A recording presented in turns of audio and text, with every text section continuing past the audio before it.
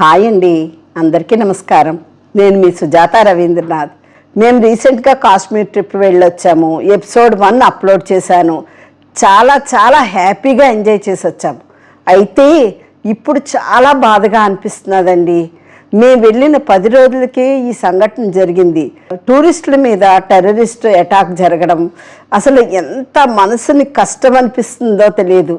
మేము వెళ్ళిన ఆ ప్రదేశాల్లో అలా జరగడం నిజంగా చాలా బాధగా అనిపిస్తున్నదండి. ఈ టూరిస్టుల్లో ఎంతమంది ప్రాణాలు అసలు బాసారు.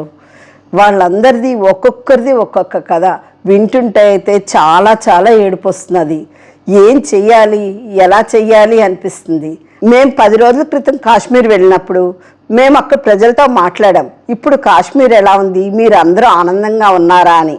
అయితే వాళ్ళందరూ చాలామంది చెప్పారు, మేము ఇప్పుడు కొన్ని సంవత్సరాల నుండి చాలా ఆనందంగా ఉన్నాము. మా పిల్లలు కూడా స్కూల్కి వెళ్తున్నారు, చాలా స్వేచ్ఛగా ఆడుకుంటున్నారు. అలాగే మాకు కూడా కడుపు నిండుతున్నది, మా జీవనోపాధి దొరికింది. మీ టూరిస్టుల వలన మేము చాలా ఆనందంగా చాలా చక్కగా ఉన్నాము అని వాళ్ళు ఎక్స్ప్రెస్ చేశారు. అది వింటే మాకు చాలా ఆనందం అనిపించింది. మేము గుల్మార్గ్ వెళ్ళాం కదా, అక్కడ చెక్కబండి మీద ఒక అతను మీదకి తీసుకుని వెళ్ళారు. అక్కడ చెక్కబండి దిగిన తర్వాత కూడా మేము మంచు మీద నడవడానికి కష్టంగా ఉంటే చెయ్యి పట్టుకుని నడిపించారు. అలాగే ఫోటోలు తీసుకోవడానికి కూడా చాలా హెల్ప్ చేశారు.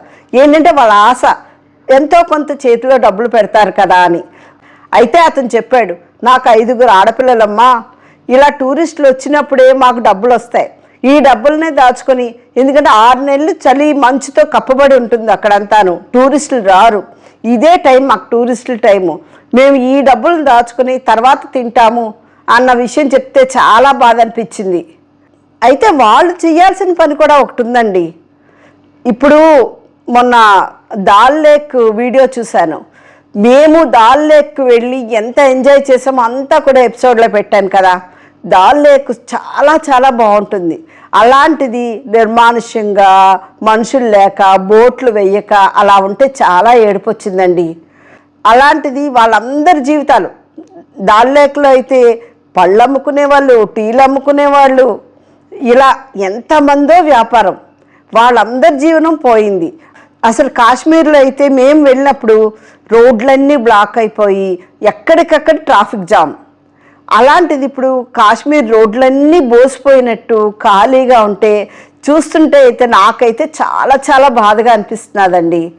అయితే కాశ్మీర్ ప్రజలు చేయాల్సింది ఒకటి ఉందండి. యాక్చువల్గా వాళ్ళలోనే దాగున్న టెర్రరిస్టుల్ని వాళ్ళు బయటకు తీసుకురాగలిగితే వాళ్ళ జీవితాలు కూడా బాగుపడతాయి. కేవలం ఆర్మీయో లేకపోతే పోలీసులో చేయాలని ఎక్స్పెక్ట్ చేయకుండా వాళ్ళల్లోనే ఉన్న అండర్ గ్రౌండ్లో ఉన్న టెర్రరిస్టుల్ని వాళ్ళు బయటకు తీసుకురావాలి. అప్పుడే వాళ్ళ జీవితాలు బాగుపడతాయి. ఈ దుర్ఘటన జరగడానికి కూడా మన హిందూ ముస్లింలు మధ్య గొడవలు రావడానికి, మన దేశము ఆర్థికంగా మానసికంగా చిదికిపోవడానికి వాళ్ళు చేసిన ప్రయత్నం. దాన్ని మనం ధైర్యంగా ఎదుర్కోవాలి.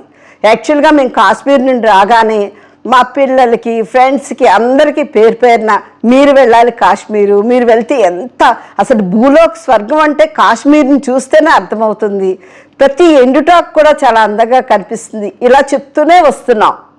అలాంటిది ఇప్పుడు ఇలా జరిగిన తర్వాత మా ఫ్రెండ్స్, రిలేటివ్స్ అందరూ ఫోన్లు చేసి మీరు క్షేమంగా తిరిగి వచ్చారు, మీరు బాగా వచ్చారు, మీ ఎపిసోడ్ చూస్తే మాకు కూడా చాలా వెళ్ళాలనిపించింది. అలాంటిది ఇప్పుడు ఇలా జరిగింది కాబట్టి 2nd ఎపిసోడ్ కూడా అప్లోడ్ చేయండి అని అడుగుతున్నారు. అయితే ఇంతమంది ఇంతలా బాధపడుతుంటే నేను ఎంజాయ్ చేసిన వీడియోని ఇంత తొందరగా అప్లోడ్ చేయాలని అనుకోవట్లేదు. కొంచెం టైం తీసుకుంటాను.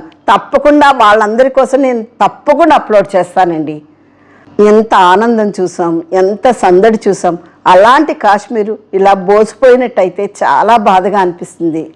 అలాగే ఈ దుర్ఘటనలో దేశం కోసం ప్రాణాలు అర్పించిన మన వీర జవాన్ల కింద లెక్క వాళ్ళందరికీ కూడా నా శ్రద్ధాంజలి అండి. మనము సైన్యంతో, గవర్నమెంట్ తోటి వాళ్ళందరూ ఎలా చెప్తే అలా విందాం. జై హింద్.